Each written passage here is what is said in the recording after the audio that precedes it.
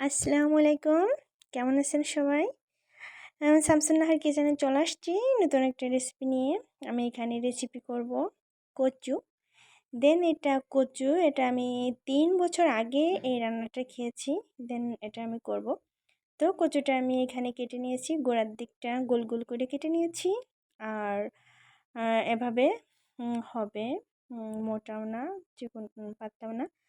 আর এদিকে আমি পানি গরম করতে দিব, তার মধ্যে একটু লবণ হলুদ দিয়ে জাস্ট আমি এটাকে সিদ্ধ করে নিব।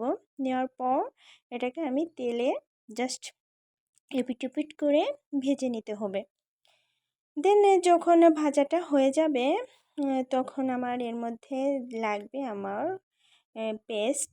এখানে হচ্ছে নারকেলের পেস্ট করে নিয়েছি আমি ব্লেন্ডারে। আর অন্যদিকে আমার নিব আমি ডিম। তো এখানে আমি 3টে ডিম নিয়ে নিয়েছি। তো এদিকে আমার কচুগুলো আমি ভেজে উঠিয়ে রেখেছি, ডিমটাও আমি ভেজে উঠিয়ে রেখেছি। আর অন্যদিকে ফ্রাই প্যানে জাস্ট আমি এখানে পেঁয়াজ রসুন আদা গরম মশলা তেজপাতা দিয়ে যখন কষানো হয়ে গেছে এর মধ্যে আমি নারকেলের যে পেস্টটা করে রেখেছিলাম সেটা আমি অ্যাড করে দিব। দেওয়ার পর জাস্ট এটাকে নেড়েচেড়ে একটু কষিয়ে নেওয়ার পর যে ভাজা কচুটা আমি রেখেছিলাম সেটা আমি এর মধ্যে দিয়ে একটু নেড়ে নিব। আর যে ডিমটা ভেজে রাখছিলাম সেটাও অ্যাড করে দিব।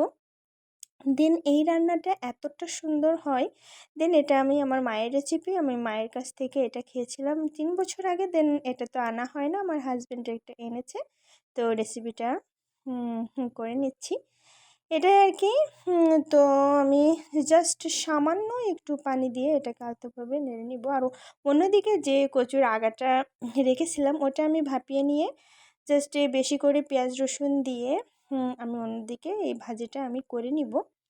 দেন এভাবে আর কি। এটাও এতটা সফট, এতটা সুন্দর হয় এই কচু ভাজিটাও।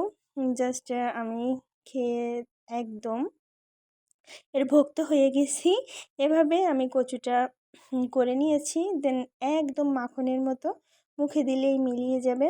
যাই হোক, অন্যদিকে আমার রান্নাটাও রেডি হয়ে গেছে, ডিম কচুর ভোনা।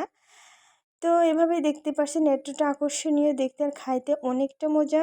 এটাকে নাকি বলা হয় নারকেল কচু।